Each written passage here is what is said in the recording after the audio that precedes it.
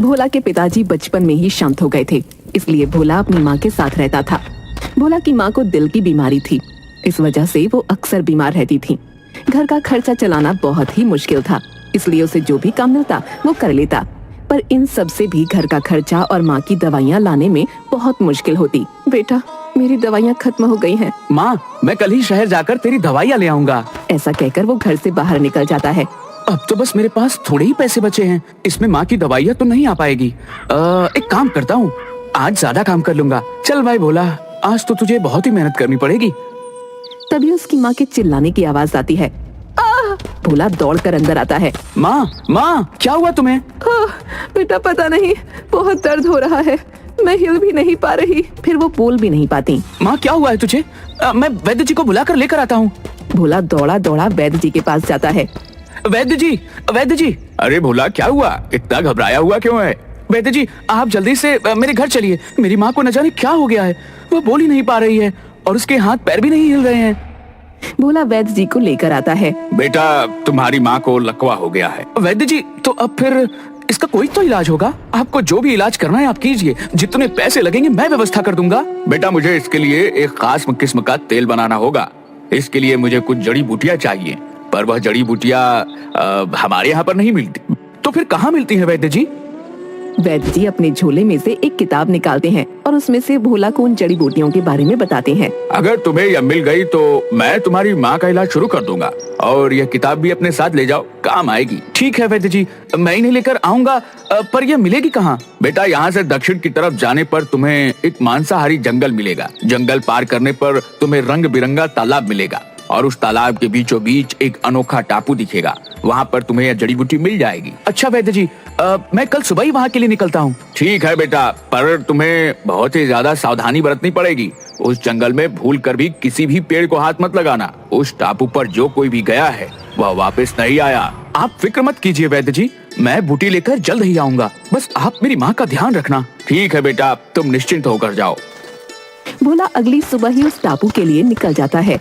वहाँ पर चलते चलते वो मांसाहारी जंगल में पहुँच जाता है।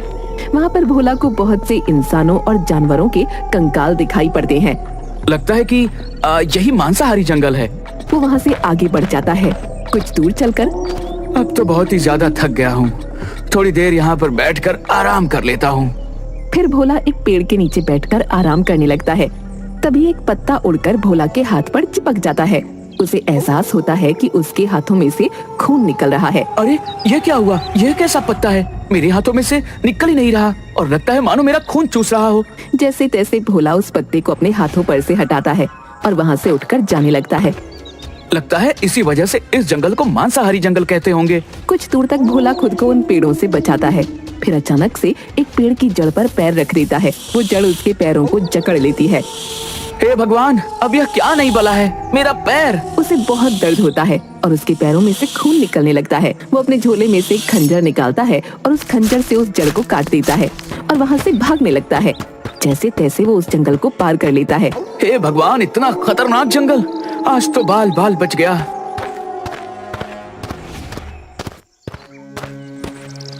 कुछ दूर चलने पर उसे एक तालाब दिखता है। उस तालाब के अंदर एक टापू दिखता है। लगता है यही वह अनोखा टापू है जहाँ पर मुझे माँ के इलाज के लिए जड़ी बूटियाँ मिलेंगी। पर वैद्य जी ने तो कहा था कि तालाब रंग बिरंगा होगा, पर यह तो बिल्कुल सामान्य ही है। भोला को वहाँ पर अलग अलग तरह की मछलियाँ दिखाई देती हैं। उनके रंग की वजह से वो तालाब रंग बिरंगा हो जाता है। अच्छा, तो इन रंग बिरंगी मछलियों की वजह से तालाब को रंग बिरंगा तालाब कहते हैं। मैं तो कुछ और ही समझा था। चलो यहाँ पर पानी पी लेता हूँ, बहुत देर से प्यास लग रही थी। भोला उस तालाब में पानी पीने जाता है। वो हाथ मुंह धोकर जैसे ही अपने मुंह में पानी डालता है उसे अजीब लगता है। वो पानी को थूक देता है। भोला देखता है कि पानी में उसका रंग निकल रहा है। अरे, यह कैसा तालाब है? इसमें तो मेरा रंग निकल रहा है। फिर उसे एक बड़ी सी मछली दिखती है। उस मछली का रंग भी पानी में उतर रहा था। अच्छा, इसका मतलब यह है कि अगर इस पानी में कुछ भी डाला जाए तो उसका रंग पानी में मिल जाता है और तालाब रंग बिरंगा हो जाता है। भोला आसपास से लकड़ियां इकट्ठी करके अपने लिए एक नाव तैयार करता है और उस नाव से टापू की तरफ जाता है। भोला कुछ ही देर में टापू पर पहुंच जाता है। इस टापू में ऐसी कौन सी खास बात है जो इसे अनोखा टापू कहते हैं? मुझे तो कुछ खास नहीं लग रहा। भोला को एक आवाज आती है। अरे तुम कहाँ जाती और यहाँ तक कैसे पहुँची? अरे यह आवाज यह कहाँ से आ रही है? लगता है मेरा भ्रम है। फिर भोला आगे बढ़ता है। उसे फिर से आवाज आती है, रुक जाओ, तुम आगे नहीं बढ़ सकती। और बहुत सारे बौने इकट्ठा होकर भोला को घेर लेते हैं। तुम कौन होती और यहाँ कैसे पहुँची? मुझे तो लगती है हमें इसे सरदार के पास लेकर जाना होती। अरे सरदार को बड़ी बड़ी बातों में क्यों परेशान करना होती? तुम रुको, मैं इसे अभी खत्म कर देती हूँ। फिर वो बौना अपनी तलवार निकालकर भोला को दिखाता है। बौना उछल उछल कर उसकी गर्दन पर मारने की कोशिश करता है, पर वो छोटा होने की वजह से उसकी गर्दन तक नहीं पहुंच पाता। अरे ये इतना छोटा होती कि मेरी तलवार ही इसकी गर्दन तक नहीं पहुंचती। इसे थोड़ा ऊपर करो। फिर सारे बौने भोला को पकड़कर नीचे घुटनों के बल बैठा देते हैं। भोला को कुछ भी समझ नहीं आ रहा था कि उसके साथ क्या हो रहा है। बौना भोला की गर्दन पर तलवार रखकर, बोलो तुम कौन होती और यहाँ क्यों आई? अरे भाई रुको रुको, मेरा नाम भोला है और मैं यहाँ पर अपनी माँ के इलाज के लिए कुछ जड़ी बूटियाँ लेने आया हूँ। तुम झूठ बोलती। अगर तुम सच बोलती तो मैं तुम्हारी गर्दन उड़ा देती। अरे भाई मैं सच बोल रहा हूँ, पर सच बोलने पर क्यों मार रहे हो? क्या सच बोलती? रुको, मैं तुम्हें अभी जान से खत्म कर देती। रुको, इसे हम पहले सरदार के हवाले करती, वही इसका कुछ करती। हे भगवान, ये क्या हो रहा है? मुझे तो कुछ भी समझ नहीं आ रहा। और ये कैसे बात कर रहे हैं? भगवान बस इतना कर देना कि मैं अपनी माँ के लिए जड़ी बूटियाँ लेकर पहुँच जाऊँ। सारे बौने भोला को पकड़कर बौनों के सरदार के पास ले जाते हैं। भोला को देखकर सभी बौने उसके आसपास इकट्ठा हो जाते हैं। तभी एक बौना भोला के झोले को लेकर उसे टटोलता है, तो दूसरा भोला को बैठाकर उसके कंधे पर बैठ जाता है और बाकी सभी भोला को घेर कर उसके आसपास खड़े हो जाते हैं। उई उई उई, तुम कौन होती? अरे ये कितना छोटा होती। सरदार, मुझे लगती कि ये कोई लुटेरा होती जो हमारी टापू पर घुस आती। अरे नहीं नहीं, मैं लुटेरा नहीं हूँ, मैं तो भोला हूँ। मैं चंदन नगर से आया हूँ। मुझे अपनी माँ के लिए कुछ खास जड़ी बूटियाँ चाहिए जो कि सिर्फ यहीं पर मिलती हैं। आप मुझे वो दे दीजिए, मैं यहाँ से चला जाऊंगा। ये देखिए, मुझे वैद्य जी ने एक किताब, उनकी जड़ी बूटियों की किताब भी दी है। उन्होंने कहा कि इस किताब को अगर तुम्हें दिखा दूंगा तो तुम्हें यकीन हो जाएगा कि मैं स्टडी बूटी का दुरुपयोग नहीं करूंगा। फिर भोला वो किताब बौनों के सरदार को देता है। हुई हुई, पर हम फिर भी तुम्हें वह जड़ी बूटी नहीं दे सकती। पर क्यों? क्योंकि हमारे जड़ी बूटी के बगीचे में एक राक्षस ने कब्जा कर लिया है। वह बहुत ही ताकतवर होती और वह हमें बहुत परेशान करती। क्या इसका मतलब है कि मैं अपनी माँ के लिए जड़ी बूटी नहीं ले जा सकता? हाँ, जब तक वह राक्षस होती तुम यहाँ से जड़ी बूटी नहीं ले जा सकती। जल्दी जल्दी यहाँ से भागती भागती। सभी बौनों में हाहाकार मच जाता है। सभी लोग उस दानव के डर से छुप जाते हैं और भोला को भी अपने साथ छुपा लेते हैं। वो राक्षस वहाँ पर जाता है और इधर उधर देखता है, पर उसे कोई नहीं दिखता। अरे बनो, कहाँ पर छुप छुप कर बैठे हो और कब तक छुपोगे? एक न एक दिन तो मेरे हाथ में आना ही है। और छुटकी सरदार, तू तो मेरे हाथों से नहीं बच पाएगा। और गुस्सा होकर वहाँ से चला जाता है। तभी बौने छुपी हुई जगह से बाहर निकलते हैं। उस राक्षस ने उस बागीचे पर क्यों कब्जा कर रखा है? क्योंकि वह राक्षस कहती कि उसने बहुत समय पहले उस जगह पर खजाना छुपा कर रखती और अब हमने वहाँ पर बगीचा बना लेती। इस वजह से वह राक्षस हमें परेशान करती, हमें मारती और हमारे बगीचे को खत्म कर देती। उसने हमारा आधा बगीचा ऐसे ही खत्म कर दी। मतलब अगर मुझे माँ के लिए जड़ी बूटी ले जानी है तो मुझे इस राक्षस से लड़ना पड़ेगा। मैं तुम्हारी मदद करूंगा। मैं उस राक्षस से उस बागीचे को बचाऊंगा। सभी बौने खुश हो जाते हैं। क्या तुम उस राक्षस से हमें बचाती? हाँ हाँ, मैं बचाऊंगा उस राक्षस से। मैं तुम्हारी मदद करूंगा। सभी बौने खुश होकर भोला के आसपास नाचने लगते हैं। हमारे यहाँ मेहमान आया है तो इस खुशी में आज दावत होती।